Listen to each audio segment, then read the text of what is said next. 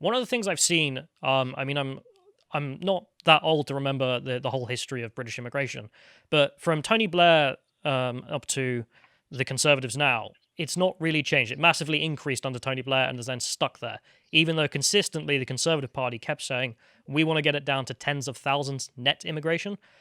So I wonder, what is your general views of policy of what we should do to actually do that? Because the Conservatives don't seem to have any. And would you consider, say, a hard cap in which you say, right, we will let in X amount of people, and then if you're applying over that amount, very sorry, you'll have to apply next year. What do you make of all this?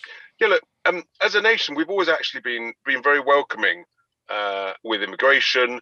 And what you want as an economy is you want to say, right, where have we got shortages? Where have we failed to train our own people? Where do we need and where do we want to welcome skills to come and help? And up until 2004, when Tony Blair just completely opened the doors, that actually worked really quite well. The Tories, classic, they talk a good game, but warm words and waffle, but there's no delivery, no action. You can't trust them.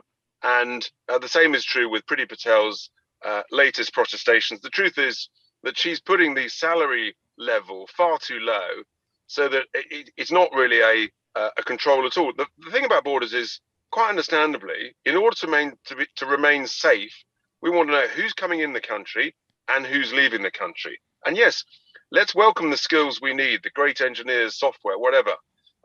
Let's welcome international students, but you've got to know who's here, and it's got to be on a sensible basis. And the post-Brexit, the joy is you can actually adapt that, with caps and things based on how the economy's doing. So at the moment, we're going to have a huge unemployment crisis coming out of COVID.